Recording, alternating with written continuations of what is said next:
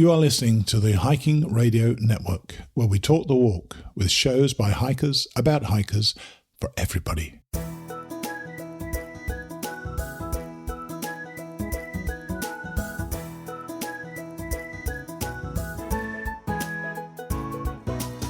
Mighty Blue on the Appalachian Trail, the ultimate midlife crisis. Join Steve and his guests every week as he staggers from Georgia to Maine.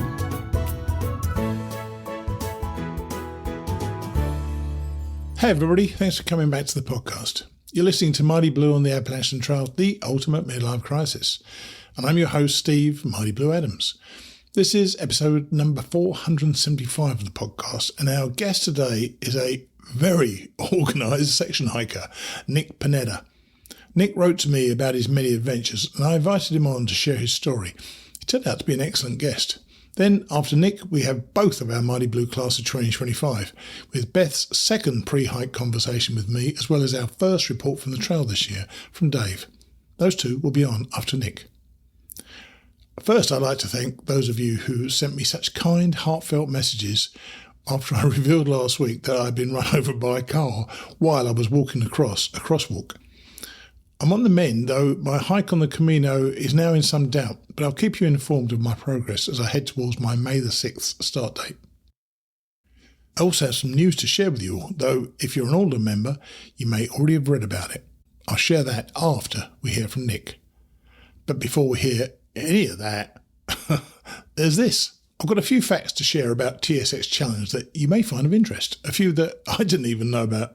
Between the company's two co-founders, Chris Casado and a fifth grade teacher from his elementary school, Mike Murphy, they have led a trek across the Sierra to Mount Whitney every year consecutively since 1983. Now that is wild. 40 plus years and counting. They're also the number one provider of guided backpacking experiences to the summit of Mount Whitney in Sequoia and Kings Canyon National Park, as head of REI, the Sierra Club, and others that you may know of. And it doesn't get any better than number one.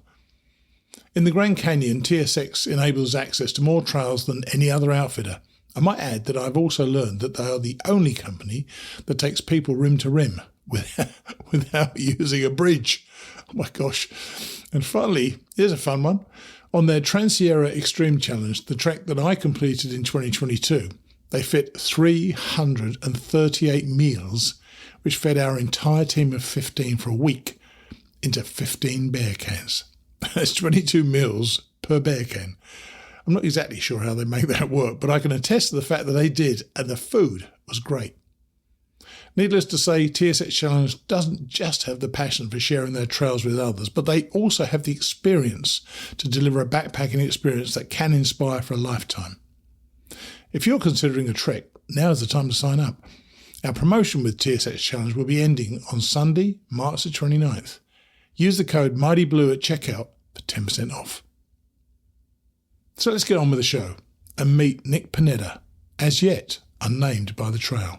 Here's Nick. Our guest today is Nick Panetta. Hey Nick, thanks for coming on the show. Hi Mighty Blue, how are you? I'm good, thank you. And now you call me Mighty Blue, so I'm going to ask you straight away. You didn't offer me a trail name. Why do you not have a trail name?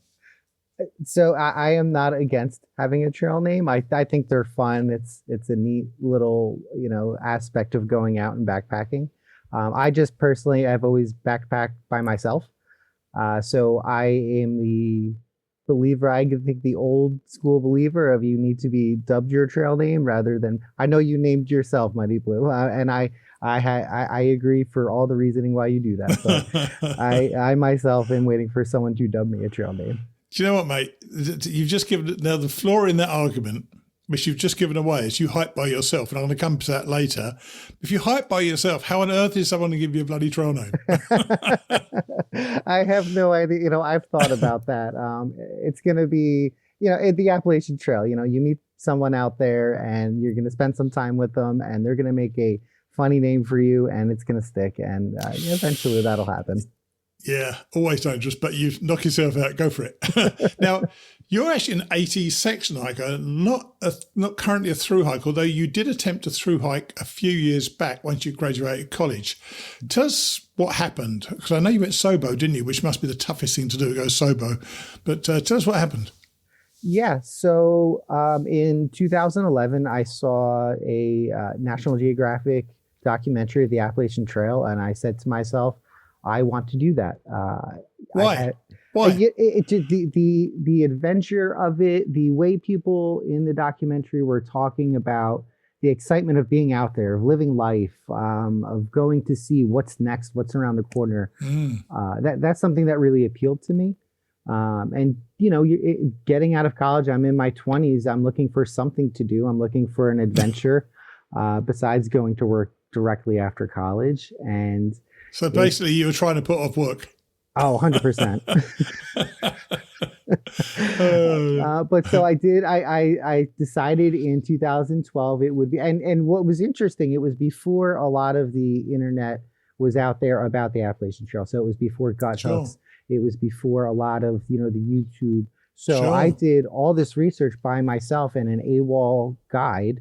And I picked a date that I said, I can start now and finish before Christmas and be home. And I had no idea that southbound was supposed to leave, at a certain, I didn't even know that Katahdin was closed until the beginning of June, just about every year.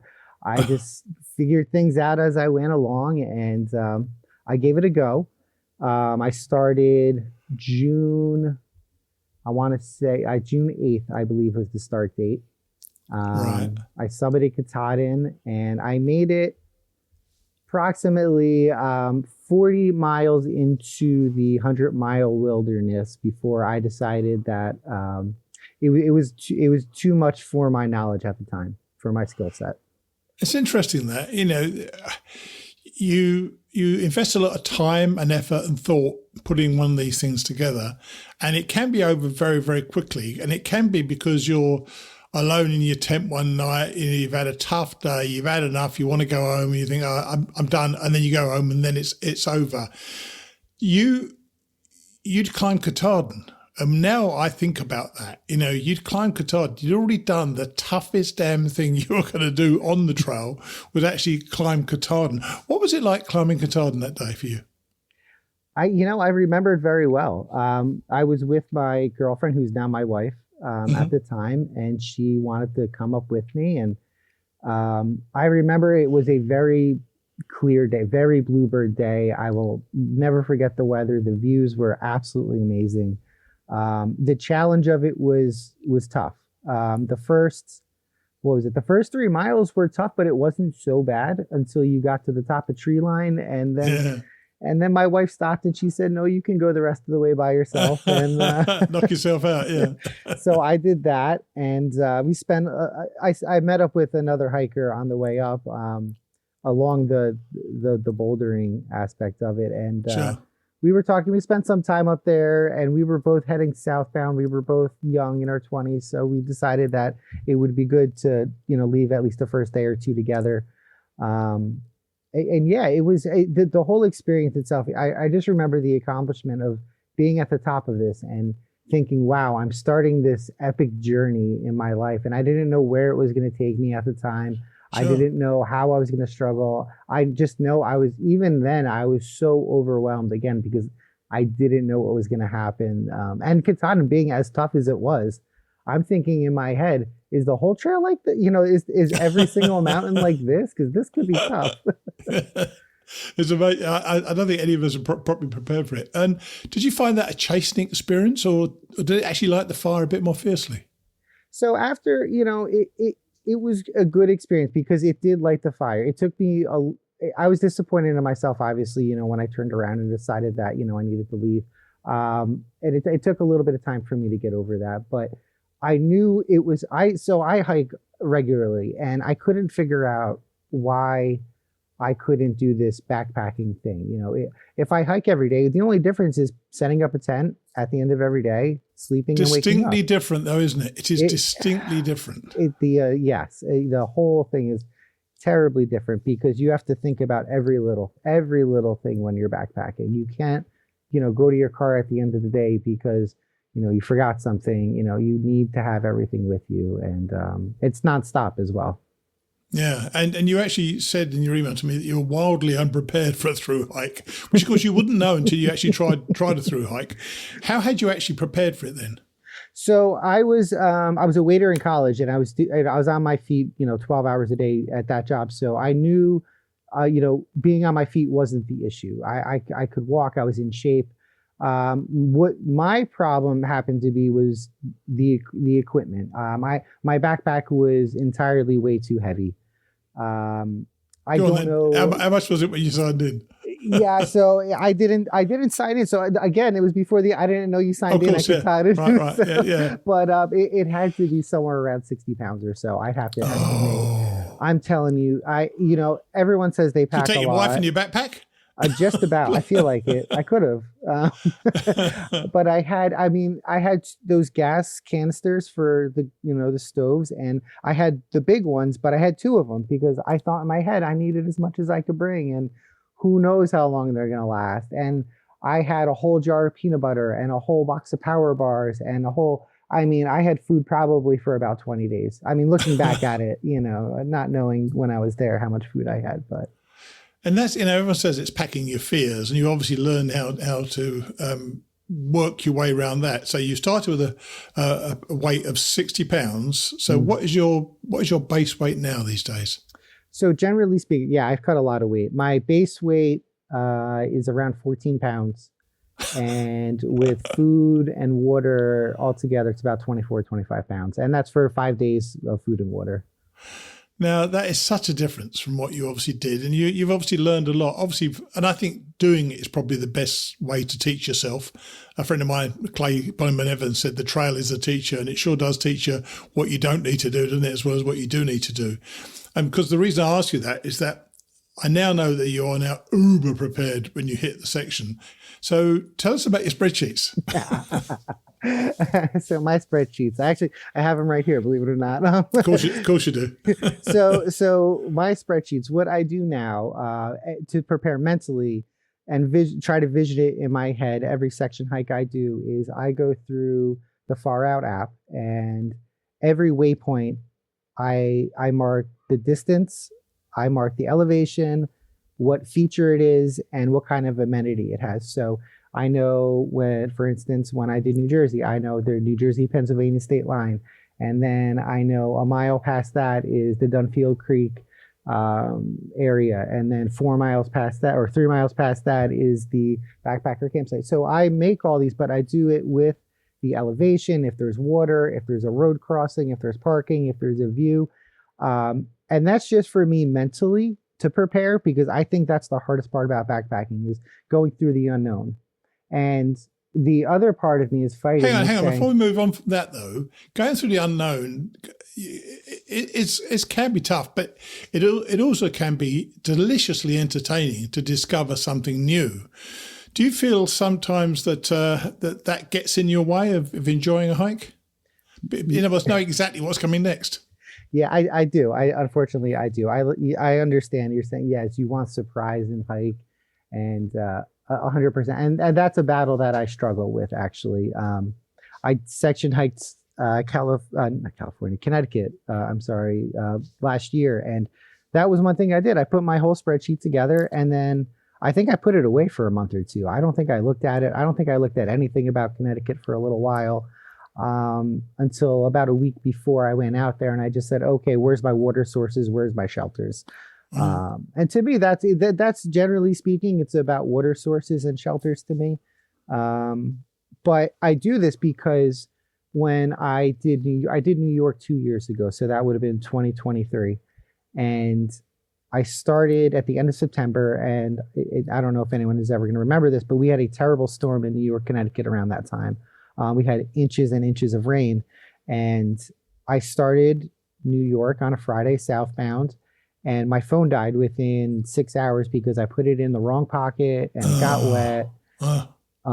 So I had my spreadsheet, and so I said to myself, well, I love taking pictures, I love taking videos, but this is a new way for me to hike without taking so many videos, so many pictures without being so, as you said, prepared. Now all I have is this spreadsheet where I had it, protected from water. So do you laminate it? Do you laminate it? I did. Yeah, I did. Yeah, of course you did. Oh, that's hilarious. and I even cut it up into little sections. So like each little section would fit in my pocket. And when I ran out, I took it out and put another one in. And you know what, though? And I'm only laughing. You're laughing. Fortunately, you're laughing as well. I'm only laughing because we all have funny little ways, our own little ways of how we make things work for us, don't we? And for you, having your spreadsheet is what you want because you've studied it in your mind. You know what's going to happen. And you actually say that one of the reasons you do spreadsheets, you're a very organised person at work as well. What do you actually do for a living, by the way? Because you mentioned in your email to me, as I say, that you're very organised in your work life as well. So one bleeds over into the other? I do. Yes, it does. I work in a municipal township in New Jersey. I run the recreation department of the town. Part of my responsibilities is taking care of the public and their needs for recreational purposes, nice. Which includes, some summer camps. I run a public lake swimming facility. We do lots of programming from seniors to young children, youths, art, music. So in my job, I have to be very prepared because if not, it's other people's, counting on me to provide them a service. So I feel that you're 100% right. It bleeds over. I could tell you, saying today's date, we're talking in February now. I can tell you August 8th is a Friday. And I know, you know what I mean? It's just part of my mental instinct in my job to know certain days. So do you laminate your spreadsheets for work as well and have them in your pocket as you're walking through your day? No, I got a nice little office, actually. I'm outside a lot, but I do have an office. Oh, dear, that's funny. So anyway, when you wrote to me, you told me that you like to section hike in weekly increments. And you said, as it allows me to pick up when and where I start each year, as well as it allows me to upgrade equipment along the way. Now, I read that a couple of times. Do you find the need to adjust your equipment every time, or are you just kind of tweaking all the time?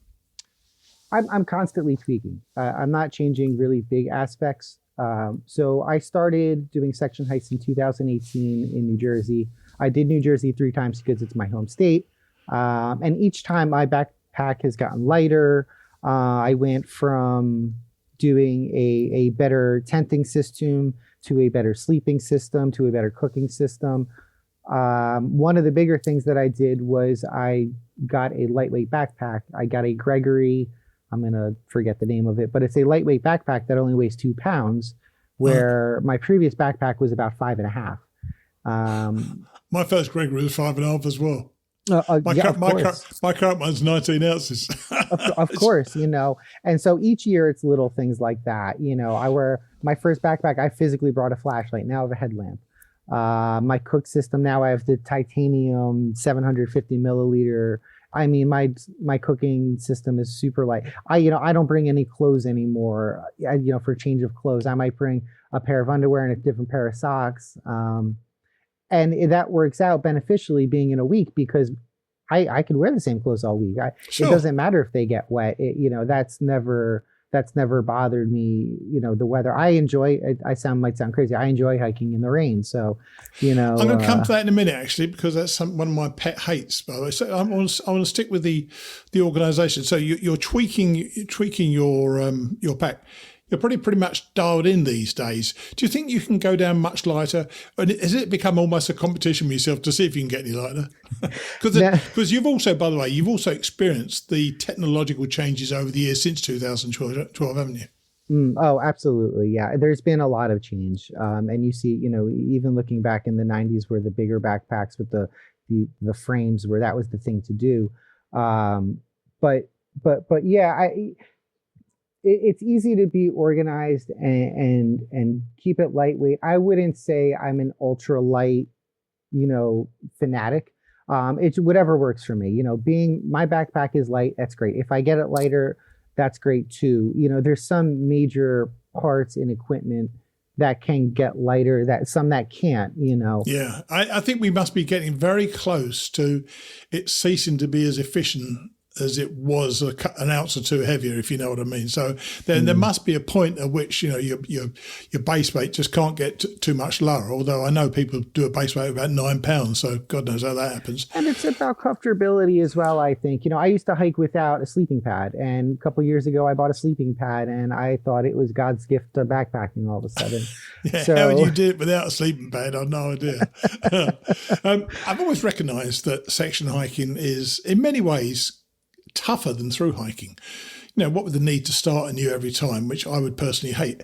How do you prepare for a new section? When you go out there, say you're going to do, say Connecticut. So what do you do to go about preparing for that? Especially if you've not, I know you've done Connecticut, but if you hadn't done it before, what would you do?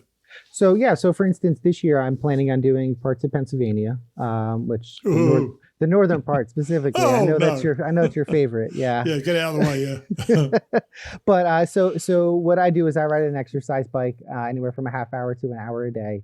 And that, believe it or not, that gets me in pretty good shape. I do have kids as well. They're pretty young and they keep me, you know, limber and agile as well. But we do a lot of walks. I take my dog for a lot of walks. We live in an area where we can, you know, walk around and there's trails by us. So we do a lot of that, which is really nice.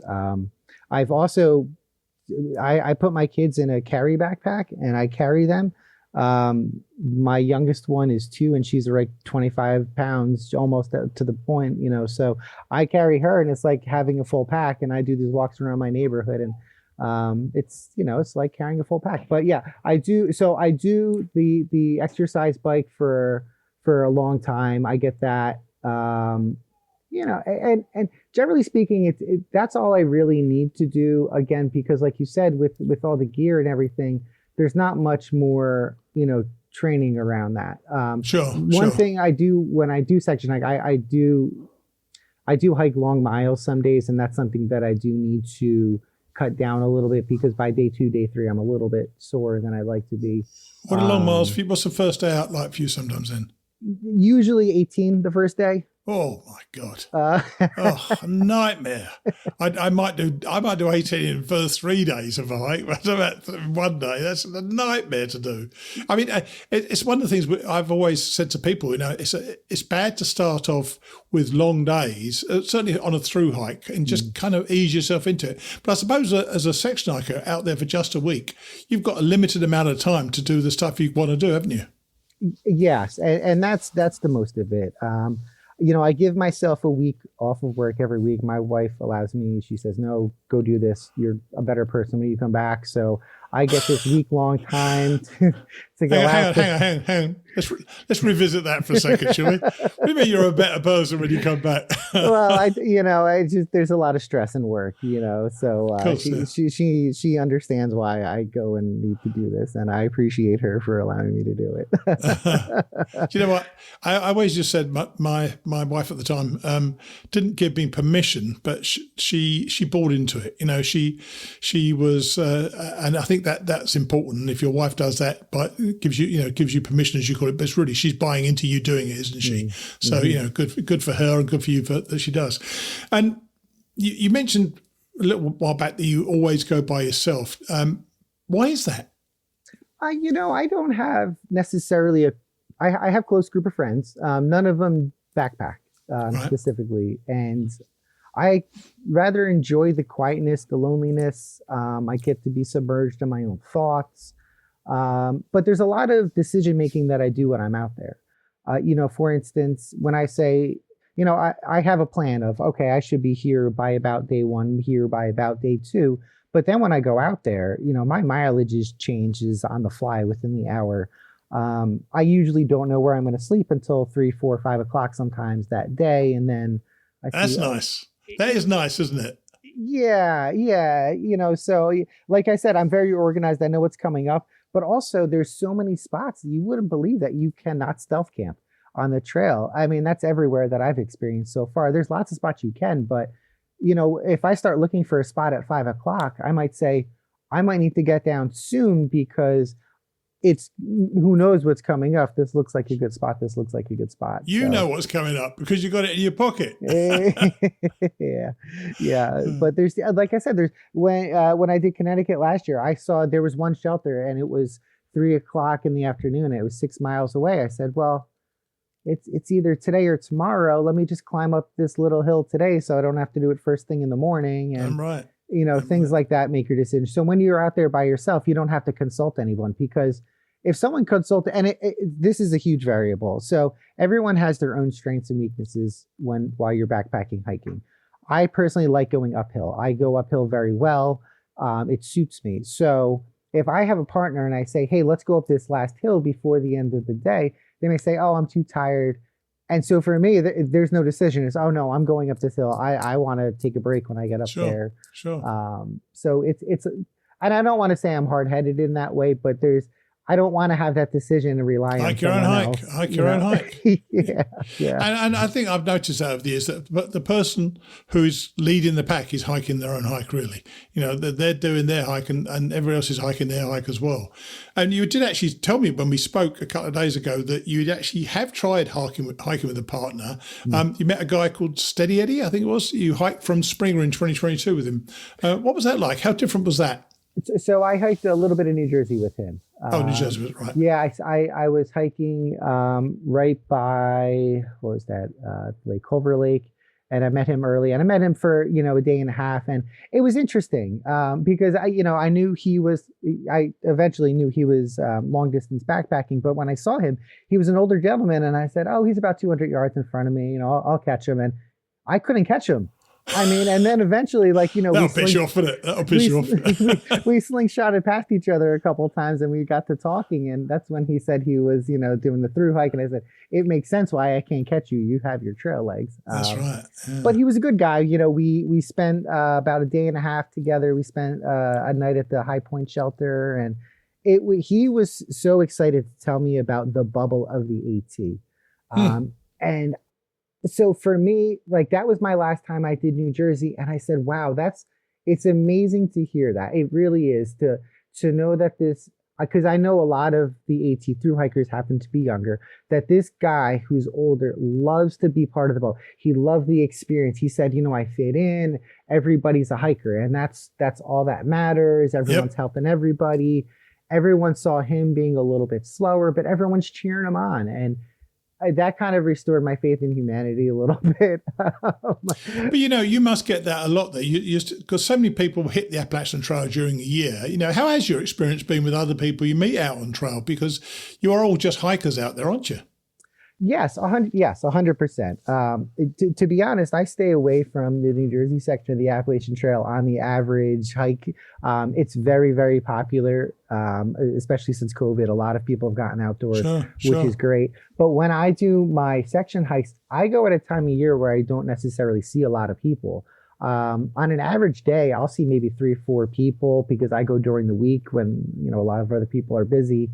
And because everyone's spread out. I may see a southbounder here or there, but they're so spread out and there's so few of them at that time when I go that it's just a quick, hey, how you doing? Oh, you're camping here too. Nice, So, but then do you camp at shelters or do you tend to camp wherever you fancy camping? If you possibly, or do you prefer to camp away from shelters?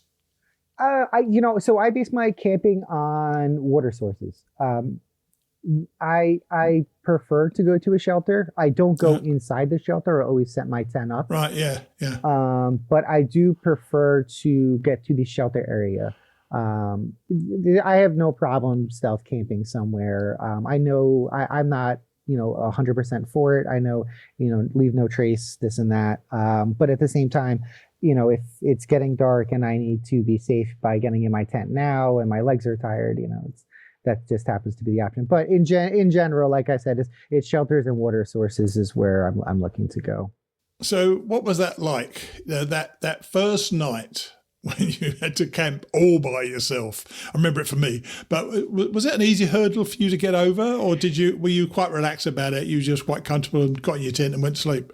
It was funny. It was. I thoroughly remember getting up in the middle of the night to use the restroom. Always fun. I was at the Grant Anderson shelter in New Jersey, and I just remember saying, "Oh, it was so cold. It dipped down into the 30s that night too." And I got up to go use the bathroom, and I remember how dark it was, how quiet it was. It was spooky, just because you can't see past your headlamp. Hang on. Is that shelter that's quite close to the road, the Grant Anderson shelter, and the privy is uphill a bit from it? There is. I don't believe there's a privy. There's a little. Oh, it's a different one I'm thinking of then. Because I a remember little being creek spooked behind it. Yeah, I remember being spooked myself by going to a shelter somewhere near there anyway, and it being dark at night, so ridiculously dark at night, and then the battery went out in my headlamp as well. Which I won't forget that, I tell you. So we've talked in the past about getting your rhythm in a through hike. Do you feel that you're able to get that in a week-long hike?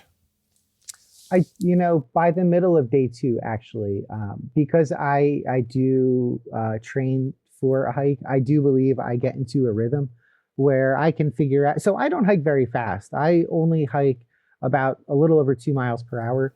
But I'm a 6 a.m. to 6 p.m. hiker. So right. I'm very, I'm casual. I'm always moving. When I do take my breaks, even to fill up water, I probably take about 10, 15 minutes, because I don't stop walking when I'm eating. I don't stop for lunch during the day. I'm eating, I'm drinking. Everything I'm doing is while I'm walking. But again, I don't walk very fast. I just continuously walk. Nice. Yeah. And one thing I've always struggled with is getting comfortable hiking in rain. And when you wrote to me, you said that you loved it. Go on then, convince me. Why is hiking in the rain so damn good? And please tell me you got waterproofs that keep you dry. No, just get wet. You just gotta go out there and you just gotta let the rain fall on you. And about 15 minutes after you are entirely soaked, what's the difference? It does not matter. You have to get your body entirely wet and just be comfortable with it, because what's the other option, right? You can't even walk backwards the other way. You got to keep going. And when I section hiked New York, the coolest thing to me was coming out from the trees, seeing this huge fog, and it's dumping rain, and there's this pasture. It's right before you get to Connecticut going northbound, and it was the most beautiful sight in the rain. I will never forget it. There was a wild horse in the background. There was so much going on, and I'm the only one out there, and it's fantastic. No shit. I wonder why that was. Oh, I just love it. I even remember as a kid when it rained, I used to go out and play in the rain, and I used to get yelled at. But it's just I love getting rained on, and just being out in nature, especially hiking a trail. There's honestly nothing like it. There really, really isn't. And that was even during your eye-opening storm, as you defined it in your email to me, in New York.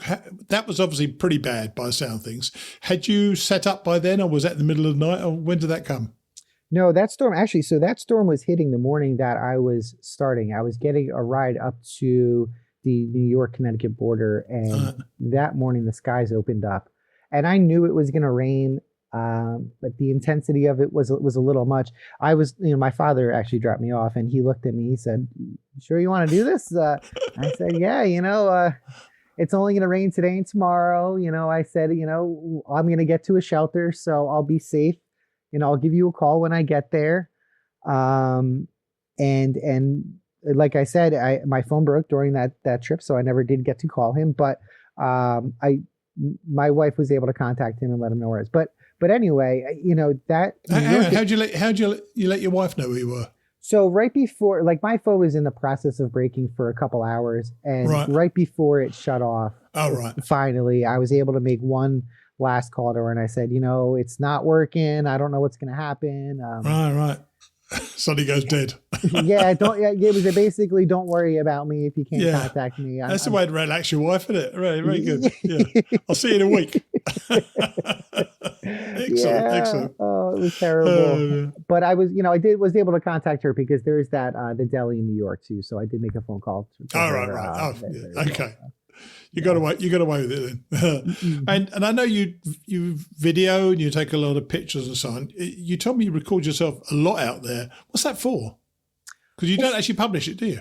No, I don't publish it. I watch a lot of YouTubers, not a lot, a decent amount of YouTubers, and I like the idea of having that documentary about yourself in an experience where it's right now.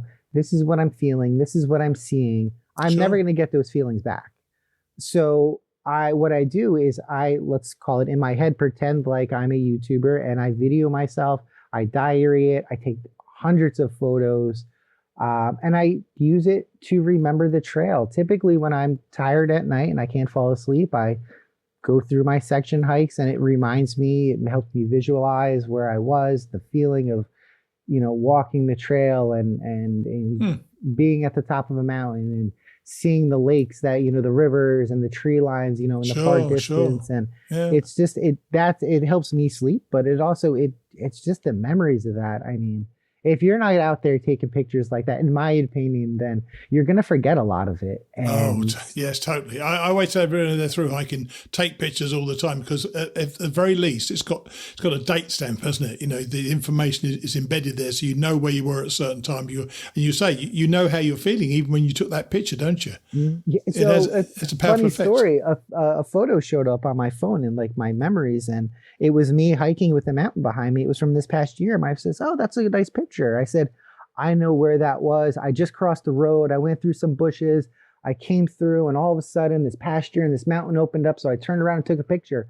And then what your phone will do now is it will show you where you took it. So Absolutely. It was exactly where I said it. I knew exactly where I was when I took that picture. My wife was amazed. She said, "You knew all that from that picture?" I said, 100%. You need to get out more, man. You really do. Now you're only 40, and you've done some sections. You've done New Jersey several times. You've done New York, Connecticut, and you're going to do Pennsylvania. Is the plan to complete a through hike in sections? Because that is going to be quite difficult. Because as time goes on, you're going to have to start traveling further to get to the various sections. Is there a plan? So the plan is eventually to do it through hike, yes. The ultimate plan in my head is when I retire in 20 years or so to do a northbound through hike. But the reason I want to do section hiking is because I want to still experience the trail. And what I decided to do is do my section hike southbound now. So if I'm ever able to complete a through hike and do it northbound, it's a complete different view of the trail. Nice idea. Yeah, and going southbound, it's a lot of fun. I make a joke when I go southbound, then I get lost sometimes. You're not lost, but you don't see a blaze in a while. All you have to do is look northbound, then you'll see where one is. Going southbound is such, in my head, a different adventure than going northbound. To me, it's a world of a difference. There's less people doing it. I almost want to say there's less information about it.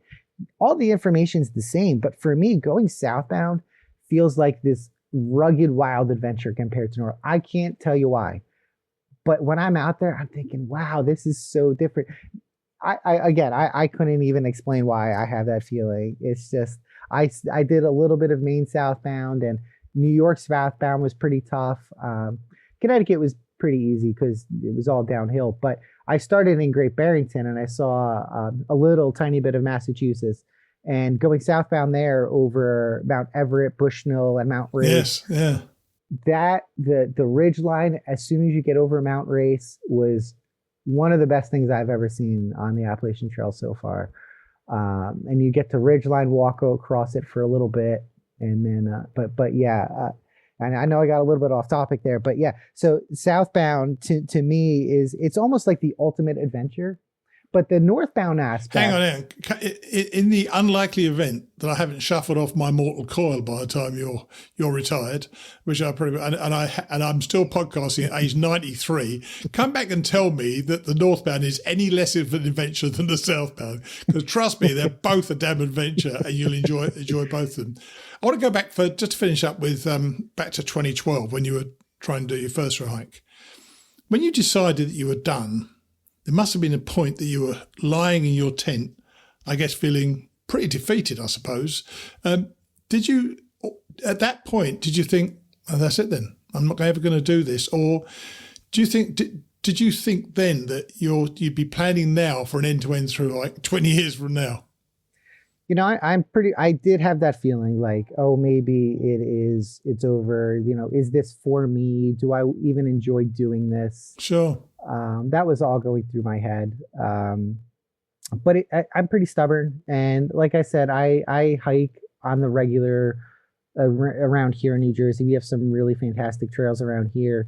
And getting away from life, you know, putting a pause on life to go out for a week at a time and go backpacking, it's just it's so worth it at the end.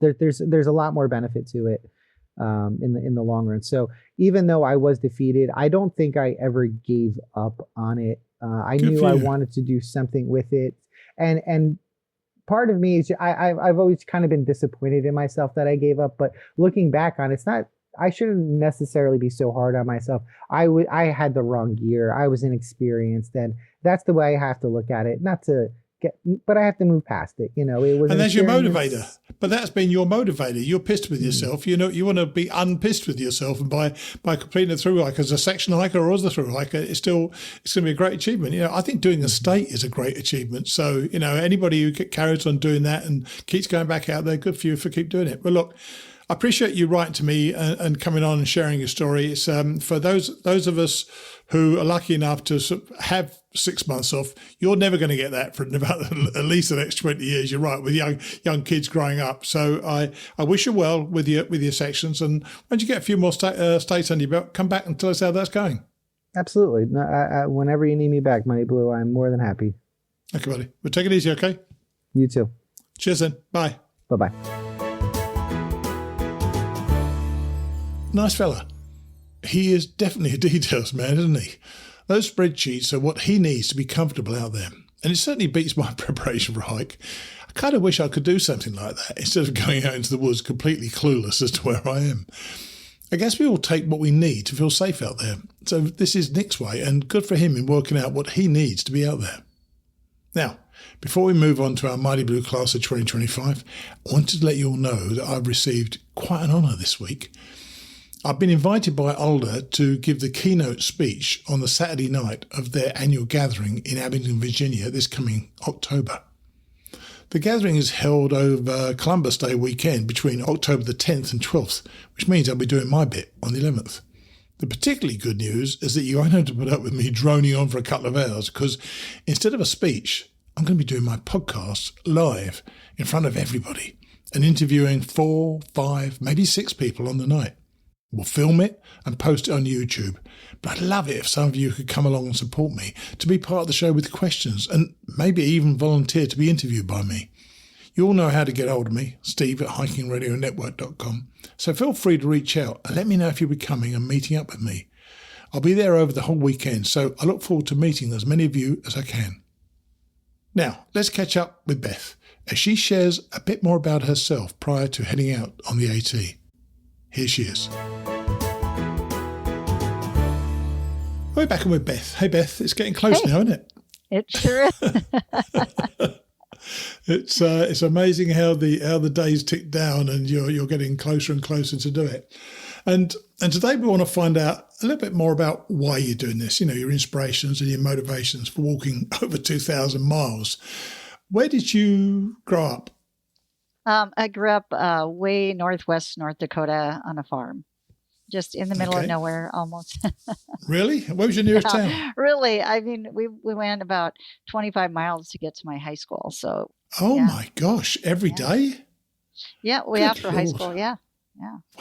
Wow. And were you outdoorsy as a kid? I suppose you're almost by definition you had to be outdoorsy, didn't you? Yes. Yeah. We had farm animals. We had pigs and sheep and chickens and bison and all kinds of animals. And so those, have to be taken care of. And then we were just outside more than, now. I don't know. Sure. Yeah. And of course you didn't have Facebook to play with as well. That's right. Yeah. Makes a big difference. So you really didn't do much, if anything, in the way of hiking until I believe it was 2017 when you watched a movie. Tell us about that. Yeah. So around 2017, a friend of mine had suggested watching the movie The Way, which is about the Camino, and it's a fictional account. And it was so awesome. I loved the movie, and decided kind of then. My friend and I had kind of talked about, gosh, wouldn't it be fun to do that? Fun to do the Camino. And then I started just diving into books and podcasts and YouTube. And I'm a researcher by heart. And so just kept looking. And then in 2019, ended up going with 5 friends and absolutely loved it. Just I still love it. I still love going on the Camino. It's just a really cool experience and pretty doable for most people, because you can take your time if you want, and you can stop and stay at albergues or hotels or whatever. So yeah. That's kind of where it started. As you know, I'm heading out there this year for my second one. I'm looking for easier hikes as I get older, not more difficult ones. So, what do you think it was about that film that spoke to you at that time in your life? Because you were in your early 50s, I guess, at the time. So what was it what grabbed you? I think just the idea of doing something kind of big and getting away from just the day-to-day hustle of working and being with friends. And before that, we had done some, they're called Ragnar relays. They're like 200-mile relays running. And it would be like a whole group of us, 12 of us that would do this. And it was so fun because you got away from everything and everyone took a turn running. We took 3 turns running. It was just awesome. I loved it. I absolutely loved being with the people that I liked and having that time where you're away from all, pretty much electronics and things like that, and just laughing and having a good time. And so that might be it. A simple life, simple, just. I think when you're introduced, when you're introduced to a simple life like a trail, it makes you realize how relatively complicated your own normal life is, doesn't it? Yeah. And how many options we have in our life all the damn time. When you're out on a hike, there's very little options, and it's just just either walk or don't, and then you're good to go. You say you did the Camino in 2019 with some friends, and then apparently I came on the scene. You found my podcast, and you got interested in the AT.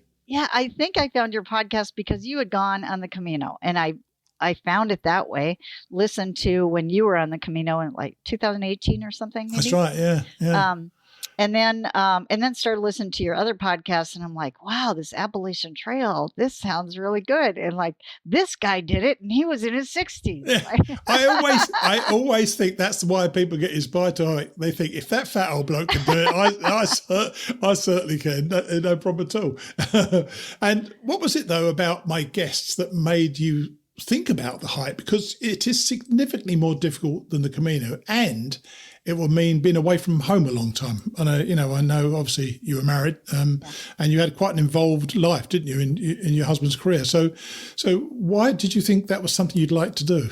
Well, probably we just did 2 weeks on the Appalachian Trail in 2022 after my husband died. He died in early 2022, and it rained on us every day, and it was kind of miserable, but it was also very simple. And it was something if Wayne would have lived, I would probably not be doing the Appalachian Trail, because we would have been traveling, and because he would have retired, and we would have been traveling and doing things that both of us like to do.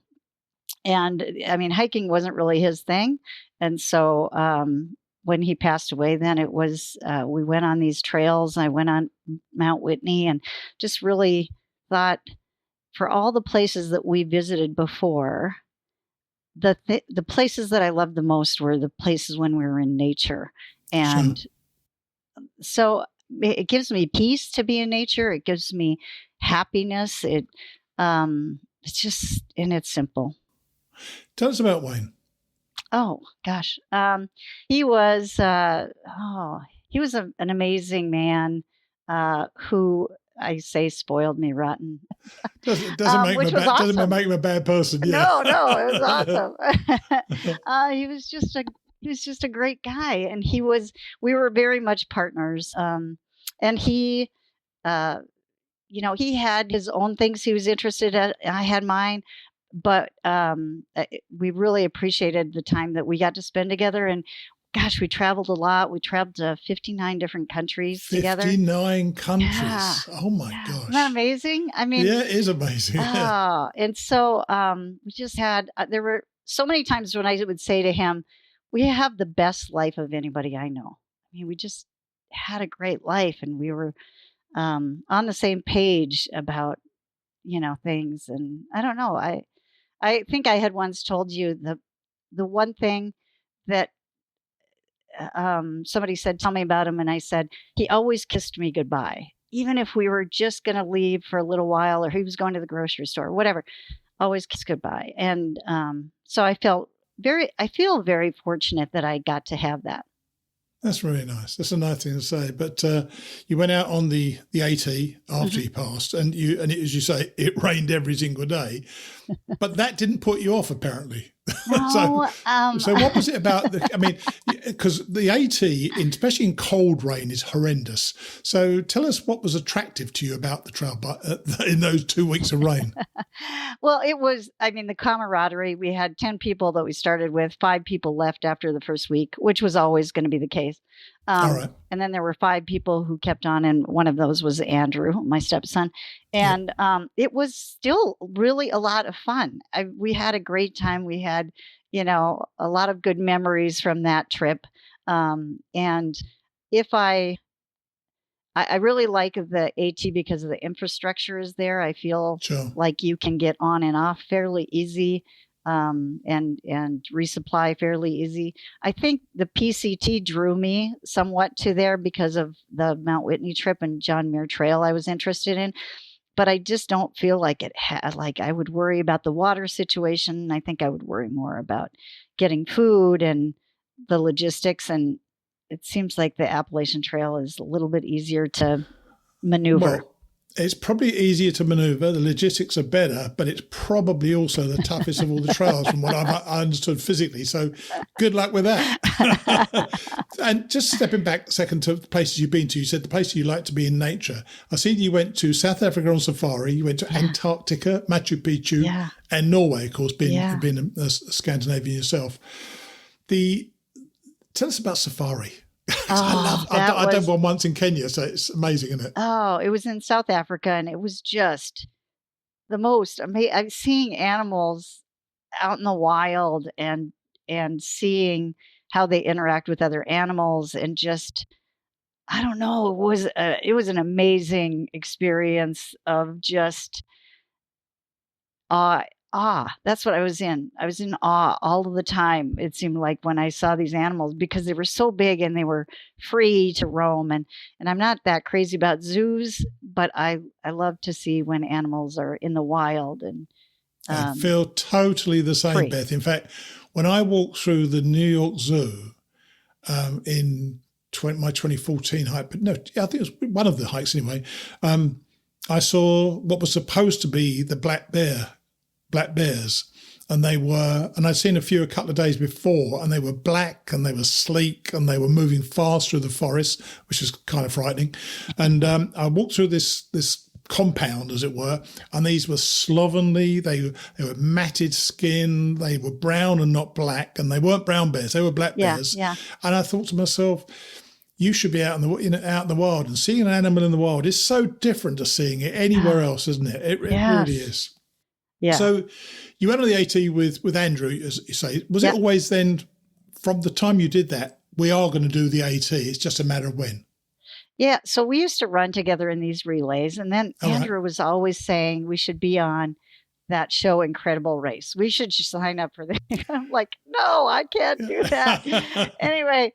And so I think after we came back from the AT, we talked about the AT a little, probably a lot. And then he finally said to me one day, we should just do the whole thing. but we got to start from the beginning, again, which, I understand. And right, yeah. so I said, okay, if we're going to do it, we better do it before I get too old and out of shape. And give over. You got years yet. What are you talking about? And you and I actually met on the TSX Challenge on Mount Whitney. Mm-hmm. What did that do for you? And by the way, it was you and Karen on that trip who used to often say, we can do hard things. Talk about that for a moment, because it's kind of an inspiring thing in itself to realize to yourself, I could do something I probably didn't think I could do before I did it. Yeah. It was a weird circumstance. So I knew I was going to do those 2 weeks on the AT. And I had on your podcast, you had Chris from TSX who said, I'm going to get you up to Mount Whitney. And I thought when I was going to go on the Appalachian Trail, I thought I'll never be in this kind of shape again after 2 weeks. So I am going to just call Chris. I didn't know who he was, obviously, but just call the number, see if they have a cancellation after I'm done with the AT section. And so I called Chris and he said, well, by goodness, I can't believe it, but we have somebody pull out, which I don't know if he was really truthful or not. But anyway, so I signed up not knowing, I didn't know anybody that was going on that trip. I didn't know you were going on that trip. I knew you had said you were going to go, but I didn't have any idea. Sure. And then just like, it was the best people I've ever met. Everybody was so kind to each other and helpful and just really a wonderful group of people. And I was glad that I didn't think more about how many miles we were going to do or how the elevation or anything. I just decided to sign up for it. And then just seeing like that we all made it to Mount Whitney when that was a scary day. It was a long, hot, scary elevation. It was a long ass day, wasn't it? Yeah. Oh, dear. But it was great. And I felt like I could do anything at the end of that trip. It was that expression, we can do hard things. I've actually heard other people say it now, but I think I first heard it with you guys. We can do hard things. And I think that's what a lot of my guests have said. I realized when I was on trail, this is what I can do. Yeah. What do you think you've actually gained from hiking? Because you sent me a list of a number of things, and it's quite a lot of things you feel you've gained. You don't have to go over the list. So, what do you feel that you've gained from hiking? One thing that the Camino gave me, I think, when I first went on there was the ability to be present. I think sometimes we're thinking about so many different things all day, every day, that you really aren't present with the people that you're with or with the project you're doing or whatever. You're thinking about all kinds of other things.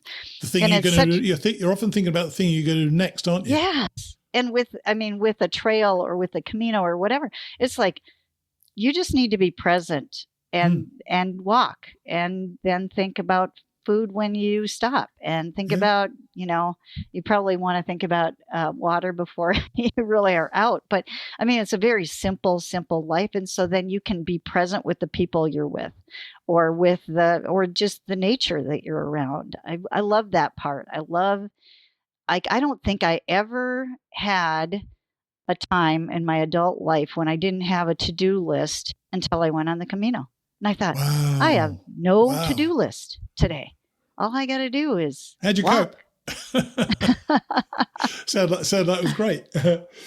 And I know that on your hikes, and you've shared this with me before, you've sprinkled some of Wayne's ashes along the way. How do you decide where to do this? I do it everywhere. If I haven't scattered them in Arizona yet, I scatter them. If I haven't, so, and it's not a whole lot. It's not a bundle of ashes. It's just a little sprinkle. And then it makes me think of him. And, it makes me think of him, and it makes me real. I just want him with me, even if it's just that. Yeah. It's funny actually how, I think about my mother passed 43 years ago yesterday. And, I would just love to, just seeing that picture of her yesterday took me right back to her, even though it was a long time ago. In fact, it was taken in 1950, for God's sake, before I was born. But that picture of my mother with my brother, who's also passed, having that somebody know what you've done. What do you think he would have thought about you doing these adventures? Oh, he would have been all for it. I mean, he was always so supportive of anything I wanted to try. I mean, the Camino, whatever, that he was always super supportive. Yeah. So he'd be, I mean, I really believe that he's still, I believe in his spirit, and I believe that he's still watching and thinking, good job, Beth. That's you can great. do this. That's great. Because you haven't stopped hiking No.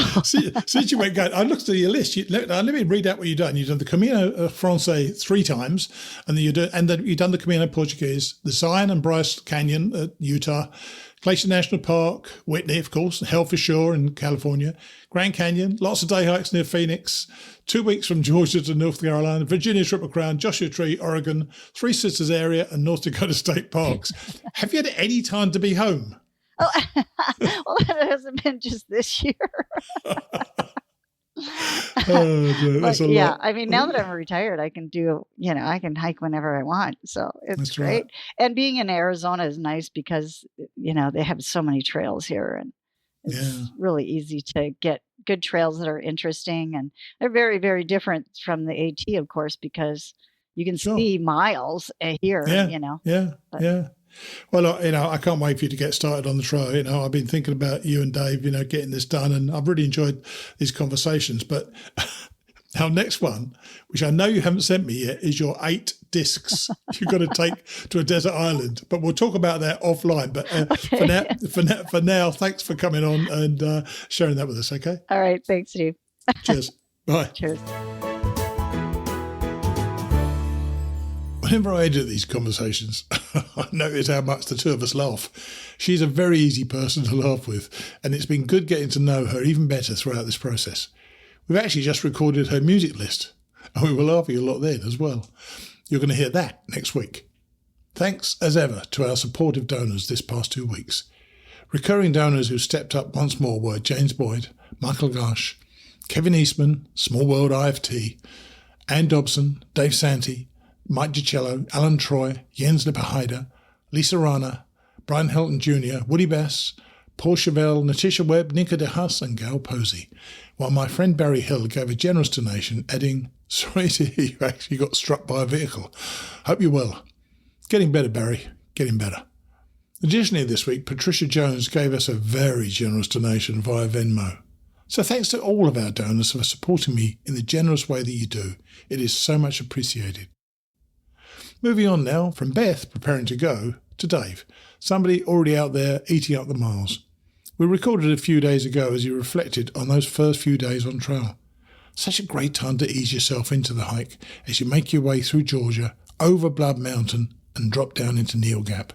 Here's Dave. So, for the first time, we're actually on the trail. This is Dave. Hey, Dave, how are you? Hey, good morning, Mighty Blue. Doing fantastic. Yeah, you look very healthy. I know my listeners can't see you, but you look very, very well after the privations of walking 30-odd miles to Neal Gap. So let's, as a general impression so far, is it what you expected? It's absolutely what I expected, but you create visions in your mind's eye of what things look like, even if you watch people's videos, and Sure. it never matches. So what I'm seeing is all fresh and brand new because it doesn't match what I thought it would look like. Oh, how interesting. In what way? Yeah. Well, I think for the first 30 miles, the hills and mountains of North Georgia, they're beautiful, but very stark, right? It's winter. Yes. There's no foliage. It's sort of, and a lot of very vertical, skinny trees. And it doesn't come across in like the videos that people have put out there and pictures I've seen, how much you see of this sort of vertical forest with no leaves. I mean, we have, there are some mountain laurels with leaves, but that's about it. Yeah, it surprised me. Now I think back, it surprised me how stark it was as well. Yes, and you actually went up you didn't go up the approach trail. You went back up to the sign. So that's correct. So after thinking about this for so long, what was it like to be sitting beside that sign? It's quite a moment, isn't it? Yeah, it's quite a moment. The kind of moment that brings you chills, and you hope that the things that you kind of remember for the rest of your life. Leaning down right at the terminus, leaning down to touch the brass plaque and touch that first blaze. And it was cool and damp, not quite raining. Yeah. So there was no views. Like you said, take your views when you get them. We didn't get them. Yeah. So, and that's okay. That's what you expect. But it gives you the chills, and it wasn't just the cold. It's this momentous thing you've been pushing towards for so long. And Sure. There it is, looking at you in the face. And in terms of the weather, I know it's quite cold at the moment up there, isn't it? Yeah. Well, the first day was the worst. By yesterday was partly sunny, and so when you say I look good, it's because I'm partly sunburned. I wasn't paying attention to that yesterday. But the first day started, it was damp and chilly and just a little kind of misty from the moment we kicked off from the parking lot back down to the terminus. And that was beautiful because I was there with my wife, my brother, my sister-in-law, and one of my really good friends. So we all hiked down to the terminus. So they got to experience that little bit, and I got to experience it with them. So when did they leave you? Did they leave you at the parking lot, or did one of them come with you?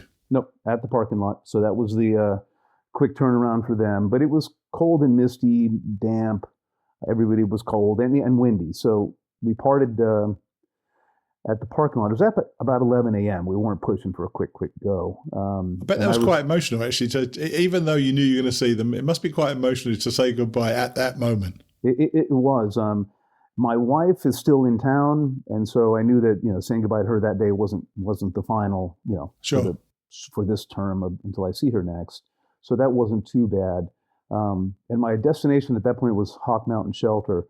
Sure. So it was. We said goodbye. I had at that point it was only 7 point something miles since we had done the first mile getting back to the parking lot. So I wasn't pushing for an early start. It was 11 a.m. by the time I left that parking lot again. Turned around, said goodbye. Got some pictures. They got some pictures of me walking away, and I watched them drive off. So it was kind of an interesting moment.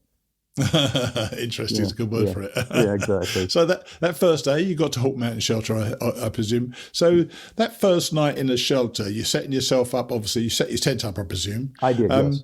Yeah. So was there plenty of space? Were there many people around the shelter that day? The shelter ended up relatively full that first night, especially because the weather primarily pushed people into the shelter rather than tenting. I was actually shocked and surprised that when I got there were no tents up. There were 3 or 4 people, maybe half dozen in the shelter, just hanging out, but no tents up. By the time the night came in the next morning, only my tent and one other tent was up. So everybody was in the shelter. I mean, it wasn't packed to the gills. I think there was maybe 10 people in there. So, but I was expecting this sort of sea of tents. I've seen pictures of it and all that. No. And the weather was partly to blame. I think it pushed some people to postpone a day or bounce to a hostel or whatever they did. I'm not certain, but when I headed out of the parking lot at about 11 a.m., it was overcast and kind of cool, but it was comfortable. So I hiked for a couple hours, got to the falls, which I can't remember the name of at the moment, but I did take the Blue Blaze to the falls. I wasn't going to miss the falls, and they were beautiful. And then you'll soon get over the Blue Blazes, mate. I tell you. Absolutely. But I wanted to see the falls, and it's the first day. But then it started to rain. A little showery at first, and then more steady, but not terrible, not pounding down rain. And then by the time I got to the shelter, it was 2 or 3 in the afternoon, and the temperatures were plummeting. It was mid-30s by the time I got to the shelter. Wow. Oh yeah, wow. And the wind had picked up. It just whatever brought this weather in also came with a cold front. How was it overnight when you actually got there? Exactly. It was cold because the temperatures continued to drop, and it became at times sort of a snow and a sleet and these ice granules on the ground. And so I registered a temperature on my thermometer of about 22, I think, overnight. So almost everybody pushed themselves into the shelter, which made no sense to me. I mean, it was windy, very windy night, and so the shelter was getting, you're not sheltered from the wind. They're so open, aren't they? Yeah, and even through the cracks in the floor, I was sitting there, because we sat inside with everybody and cooked our food. You could feel the wind pushing up from underneath you. So I certainly didn't. I was more sheltered in my tent. I think people were just being lazy, and I don't mean to be really negative. I just mean they felt it was raining and sleeting. They didn't really want to set up their tent, but it wasn't pounding. Yeah, I understand. Rain. I understand that, funny enough, because sure. The good thing about if you go in a tent, you've got your pad you're on anyway. That's going to keep most of the wind or from that's coming out from below around you. You shouldn't be too bad. Inside your tent, though, did you, is your gear working out so far? Are you warm enough? I'll give you about 90% on that. The sleep system, the quilt and all that 10 degree rated was fine. Although I do find it interesting that it took about a half an hour for enough body heat to sort of create enough, warmth in the space to be comfortable. But hang on, let me tell you then what you can. Let me tell you what you can do. Sure. I was told very early on. I only did it a couple of times actually, but have you got a Nalgene bottle to carry your water? I don't. So I can't put any hot water into my. Because that's a useful thing to do because it's like toasty when you get in, which is pretty cool. That would have been nice, I'll tell you. But I'm satisfied with my sleeping pad, very comfortable, and it's 4.7 something rated. But the failure in the overall for me for the night was, even with 4 point something R rating, you're still getting radiant cold from underneath. I've got the 1/8-inch pad, and I'm going to call that a fail. At the moment, it wasn't overly uncomfortable, but you notice it enough that it was kind of keeping me not. I wasn't going to sleep well enough anyway that night. I think, Dave, in those early days, you're I don't know whether nervous is the right word. But you're more wary about. You're trying to work out what's going to work for you, and the thought of getting colder and colder, which you may not have done, but you may thinking you were going to get colder and colder, is a worrying thing. That's one of the things that can knock people off. Or I would think more than anything else, getting so damn cold they just can't get comfortable. Yeah, I decided to make a quick gear change once I got to Mountain Crossing. Not change really, but I bought one of the folding Z pads instead. So I'm sending the 1/8-inch pad and the little kneeling sit pad I had home with my wife, and I got the shorter one that's made by Nemo, I think it is. So it's 10 ounces. I'm dumping 4.5 ounces, so I'm picking up 6 ounces. But it adds, don't worry about the ounces. I know, and it adds R2 to R2. A 2 more R rating to the sleep from underneath. Okay. So if it works, great. I'm not going to need it 2 months from now. So you've gone through now. You've hiked 3 days. Yes, 3 days to get mountain crossing. So you went up and over Blood Mountain. That's always a lovely place to go. But how was that climb for you? Because that's quite an extensive climb. And also, I seem to remember it's bloody endless at the top. You think you're coming to the top, you turn a corner, then you learn what a full summit is like, don't you? Yeah, exactly. It wasn't as bad as, it was fine. It was a climb, but not too bad. In fact, what I noticed about it, not noticed, but you're right. It's sort of like, you're climbing for a while. You think, you're getting there. Then when you look at the far out app, you realize that the actual climb for Blood Mountain is at the end. Everything you've been climbing. So I stopped at Woods Hole Shelter and had lunch. Had been climbing for a little while, and then just pushed up and over Blood Mountain. I was actually surprised because I hadn't looked closely that it was about 2.4 miles down to Neil Gap. I thought it was close. Yeah. I thought it was It's extensive. And also you can, when you leave the top, especially if the weather's bad, that's a nasty bit of open granite there. And I think it's granite, but open rock there. Yeah. And then you can go wrong there as well. So you have to be kind of careful. Because I noticed you posted something about the white blazes. Isn't it reassuring to see a white blaze? Exactly. But they're a little bit non-existent near the top, I'll tell you. In fact, this time of the year when we were talking about the starkness, one of the problems also, everything is brown, but one of the problems is that there's so much leaf buildup on the ground that it kind of obfuscates the trail at times. And near the top, there's a bunch of that. I think it's the mountain laurel just growing, and it's really twisty. And I got off track a little bit. You were talking, 10 feet, 15, 20 feet, trying to find my way back to the track at the top and near the top. It cost me 5 or 10 minutes total, but then as you start down, once you find the track and it's clear again, then you don't lose it at all. And in those early days, that's when you sometimes get a bit of trail magic. You've had the ultimate trail magic already. You met the wonderful Miss Janet. How was that? How did that come about? God, talk about the random things that happened. I was so day 2, I went from Hawk Mountain and came out at Woody Gap, and my wife picked me up at Woody Gap. Like I said, she's still in town. And so I came off at Woody Gap, and as I came out across the bit of highway there, I saw a big van. Somebody was standing there next to it, and I didn't give it much thought at first, but there was a bathroom right next to it. I'm like, okay, I'll hit that because the wife hadn't quite arrived yet. And I'm walking across the street, and I'm looking at this van. It's got all sorts of weird stuff and markings, and sure enough, it was Miss Janet. And I walked over, we talked for a little while, great gal, happy to meet her. It was just fun, right? I didn't need anything at the moment, but it was fun to meet her. Miss Janet is a bloody treasure, I tell you. She's just so helpful to hikers. Her whole ethos is, what can I do to help you, to make your life better, which is just an extraordinary thing. And extraordinary. And I've got to tell you, if you've already done 3 days so far, you've already given out a trail name, which is a bit cocky, by the way, 3 days to give out a trail name. So tell us how that happened.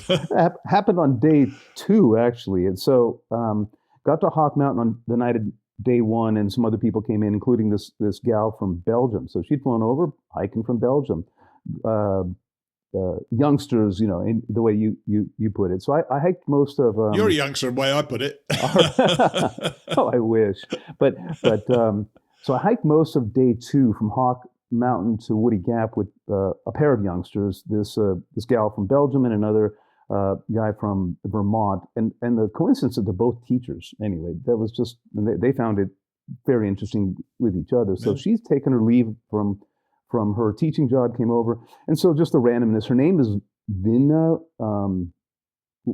it's like Winne. And we were kind of joking around. Everybody looks at it, and America's going to pronounce it as Winnie, right? Winnie, Winne. And it just, as soon as she said that, I thought, hey, it's Winnie the Pooh, right? Pooh, children's character, right? And I said, you are Pooh Bear. And she loved it. She loved it. Apparently people have been calling her that, for in some form or another for a while anyway. There is something proprietorial about naming another hiker. You want to see them succeed now, don't you? Yeah, exactly. So that's Pooh Bear. And we parted company at Gooch Mountain Shelter along with the other guy who's going by Leprechaun. It was his trail name. It's a trail name he had already had. He had done the long trail in Vermont. Right. And so we parted company there. That was the end of their day. And I pushed on another 4.7 to get to Woody Gap to meet my wife. And then, so I haven't seen them since. Although Leprechaun left his jacket at Above the Clouds Hostel. So since we've got a car, I'm going to go pick it up and circle back around his puppy and bring it to him. So, first 3 days, give us a general overview of how you think it's going. I'm not going to be cocky, but I feel great. Physically, I feel fine. It's early days, your expression. So, I'm happy with the way it's going. I'm happy the way I'm enjoying things. I'm enjoying the impression of things. I have no, second thoughts, and getting happy, hello, welcome to the AT day 1 with the weather and the stuff we did, Sure. So that was good too, because you don't get a beautiful sunny day for the first few days, and you feel feeling cocky, and all of a sudden you get hit in the face with something. You start by getting hit in the face, and then you work backwards from it, right? Yeah, don't worry, you got plenty of times to be hit in the face. Oh, I know. and what's more, you will be. I expect so it. I'm very pleased to know you've got no twinges though. That's a pretty good thing already. I know you're fit anyway. You kept yourself fit and you've been ready for this physically, but there will be twinges as time goes on, and I think it's a great test. That first 30 odd miles. I mean, people will find themselves out in those days. So I'm sure it's tough. Now, are you taking today off? Yes, we're taking today off as my wife is leaving tomorrow. So the plan had always been for this loop to put 3 days in, get to Neil Gap. So it was mostly about timing of meeting my wife. We're going to take today off, go see Helen just because. Nice. do a few things together. Then she's going to drop me off at Neil Gap tomorrow, and she's going to be heading out of town. Although she's not going straight home, but even so, that's it for us. Yeah. There you go. All right. Well, look, fantastic to catch up with you, man. And I'm just so pleased you're still walking. I mean, it'd be pretty terrible if after these episodes you say, "Oh, no, I don't think I like this. I've had enough of this." But you're still going on. You look well, and I'm so pleased that you are. I'm good at least till the next recording, right? You're only as good as your next recording. You're exactly, right. Yeah. Exactly. Okay, Matt. Well, take it easy. Have a good time. Enjoy the day with Jeannie, and wish her well from me. And I wish you well for the next few days. And we'll chat again next week. All right. Thank you very much. Thank you, Matt. Cheers. Bye. I was pretty confident that he was going to be loving it. He's been looking forward to it for so long, and now it's here, he's embracing it, despite a few fails with his equipment. I think he's been a bit tough on himself, as we all make minor adjustments on the fly in those early days. It's all about managing your hike. We'll hear more from Dave and Beth next week. Finally today, we reach the last chapter of Emily Leonard's book, Happy Hiking. It is a long chapter, so I'll be breaking it down into 3 separate weeks, with Emily today heading across the Kennebec and ending in Monson as she prepares for the 100-mile wilderness. Those days are so strong in my memory, and I've enjoyed recording those final days as my own memories flood back. I'll see you next week. Chapter 27. The Final Push. Caratunk, Maine was the next goal, but first we had to traverse the Bigelow Range, a popular tourist attraction for outdoor enthusiasts seeking a rugged backpacking weekend. There are the 3 main peaks, South Horn, Bigelow West, the tallest at 4,145 feet, and Avery Peak. Our goal was to get up and over these peaks and camp someplace on the north side, but Mother Nature had other ideas. Along with the dramatic drop in temperature, a storm blew in, wedging us between Bigelow and Avery Peaks. We were able to make it to the fire warden's cabin, but it was locked up tight. We even tried jimmying the doors and windows. It was tighter than my mother's wallet. The storm was brewing fast and hard, so we quickly threw up my 2-person tent, and 3 of us gals climbed inside and waited out the weather. It was snug with all our gear, but we were dry and warm at 3,800 feet. We laughed, sang, and told stories. The time passed surprisingly fast. Most gratefully, though, no one farted. Once the rain stopped, we were not sure we could make it to the next campsite with what daylight remained, so we stayed put. Maps and Moxie set up their own shelters, then we huddled under the eaves of the warden's cabin for protection from the wind and cooked a hot supper and tea. The previous days had been hot and miserable, and with one quick mountain storm, the humidity left and we were now cold. There is no happy medium out on the trail. It's always extreme, too hot, too cold, too wet, too dry, always hungry or stuffed from town. You learn to make your own middle ground. Dwelling on what you prefer instead of living in the moment robs us of the present. I would often say a bad day on the trail is better than a good day someplace else I don't want to be. The Bigelows were quite spectacular, with over 1,000-foot climb from our lowest point on the trail to the Bigelow Mountain West Peak, the highest at just over 4,100 feet, that is sandwiched between the 2 lesser summits of 3,800 feet for the Southhorn and 4,000 feet of the Avery Peak. The hike covers 2.8 miles of alpine trail, some above treeline and some below. Traversing the 3 tops was like a little game of peekaboo. First we were in the trees, then out, then back in and out. It made for an interesting journey with ever-changing views. After Avery Peak, we dropped 1,800 feet rather fast, then went back up another 800 to the mile-long flat top of Little Bigelow before dropping another 1,700 feet again to our rendezvous spot with Batman. The best roller coaster engineers could only dream of making a ride half as entertaining as a walk following the white blazes. Another section of trail logged in the journals as we continued being tugged north by our lifeline, Katahdin. Maps planned a surprise. A few days before, on one of our town days, we retrieved a package she had shipped ahead of time. It was filled with birthday goodies for Moxie. Batman secretly also bought a cake. Wine, cookies, shuttles, hotels, slap packing, birthday cakes. There wasn't much Bruce couldn't do, all the while maintaining his 50-plus hour work week that often required travel. At the car, we grabbed a comfy piece of ground and had a break. It was no ordinary stop. This involved birthday cake and trail margaritas. The recipe for such a concoction on the trail is simple. All you need is a travel packet of your favourite sport drink or Kool-Aid, lime flavour works best, mixed with 6 ounces of water and a single-shot bottle of tequila. It can be a recipe for disaster if you're not careful. You can't tell you're drinking alcohol. We were careful, I think. Can't really remember. These items pack well in a hiker's pack without much added weight, but we had Batman, so we didn't have to carry it. We would have liked to have stayed with Jose Cuervo in Margaritaville, but we still needed to hike 2.8 miles before calling it quits. Luckily, we could slack it. Batman was going to drive around to Long Falls Dam Road and pick us up again to take us to Flagstaff Lake, where we would spend the night. The same spot a year earlier I stayed with Jimmy, I believe, and Albert. The 3 of us were comfortably numb as we left the parking lot and headed into the woods. It wasn't the smartest thing to do. Either one of us could have easily twisted an ankle. Sometimes you just have to let loose. At least we didn't have to carry our packs. We went slow, enjoying our inebriations. We walked the gentle, wooded trail to the next road.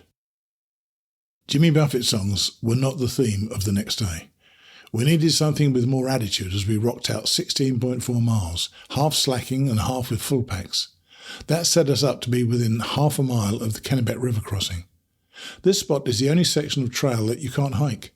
You must use the canoe ferry service provided by the Appalachian Trail Conservancy. In fact, there is even a white blaze painted in the bottom of the canoe to make it official. The river is wide and most of the time lazy, but at unscheduled times the hydro dam upstream releases water and the river rises rapidly and without warning. Several hikers have died by trying to swim across. There is only one guide, and during peak season there can be a wait to cross. Wanting to beat the rush, we planned well in advance. This time our preparations were successful. Weather and conditions were optimal and we were at the river's edge just after sunup, a good 2 hours early, guaranteeing we would be the first hikers to be shuttled across. We didn't mind the wait one bit. We saved breakfast to enjoy by the water as we waited for the guide to arrive and start his day. Dave, the ferryman, was right on time. He has been shuttling hikers across the Kennebec safely for 9 years. He was a friendly chap, and you could tell he took pride in his work. Once we were across, we would begin our Nero day. First stop was to check into the Northern Outdoors, a sporting resort that caters to outdoor enthusiasts such as rafters, ATVers, and snowmobilers. Tired, dirty, and hungry hikers make up a small percentage of their guests. The place is spectacular. I have visited this secret gem tucked away in the main woods a few times. It has something for everyone's budget, from tent platforms to hotel rooms to cabins. Batman booked us a room in their log dominium. It had a kitchenette, dinette, living room, bedroom, bath, and a loft sleeping area. In the main lodge was a restaurant and bar with a 10-person hot tub right outside. You didn't even need to get out of the hot tub to order drinks. We were there less than 24 hours, but it was well worth the price. The journey was coming to an end faster than I expected. I was ready to be done, but at the same time I couldn't believe it was almost over. Only 151.2 miles remained. At the beginning, it had taken me 13 days to do my first 100 miles. Now I could do those miles in less than half that time. I'd grown so much, not just physically, but mentally and spiritually also. So many thoughts were running through my head. I was so done with dragging my stuff through the woods, over mountains and down into valleys. I was tired of being wet all the time from either sweat or rain or both. I was sick of having enough dirt under my fingernails to plant a garden. I was ready to not have to drip dry because I ran out of toilet paper. Packing and unpacking my crap just so I could eat and or sleep was now a chore. If I did not ever see another jar of Jif, it would be too soon. The list could go on and on. But with all that yuck, there were greater joys that prompted me to stay. Back to the trail we went, bright and early as usual. We had an 18.8 mile day planned. We hadn't done that many miles in over a month. Thank goodness for Batman. We were slacking half of it. In the morning we cranked out our miles to Moxie Pond, where Batman had a Moxie soda waiting for us. We snacked up, hydrated, and collected all our gear for the push up and over Moxie Bald. We were running on autopilot now. We crashed at Moxie Bald Mountain Lean-To and did the same thing again the next day, just in reverse order.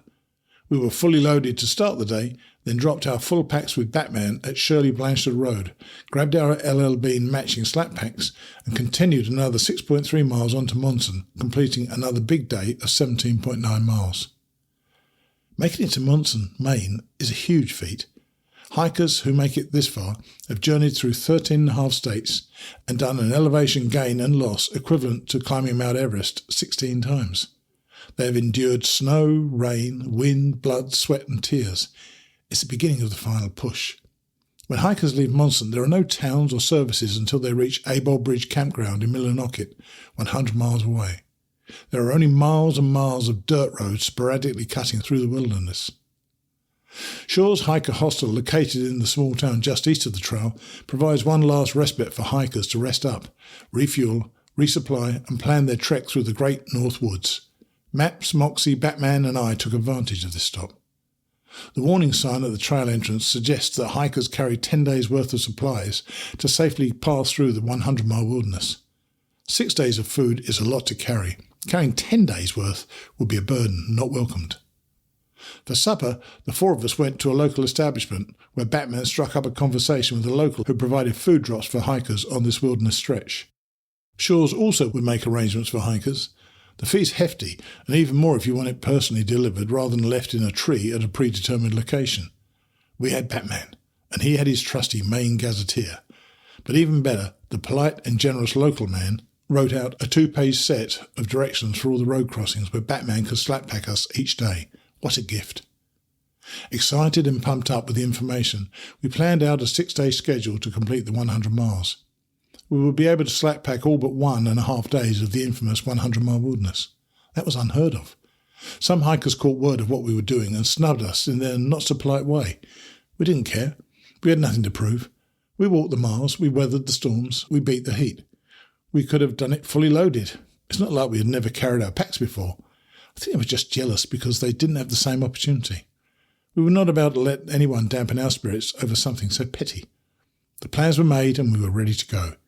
After a good night's sleep, of course.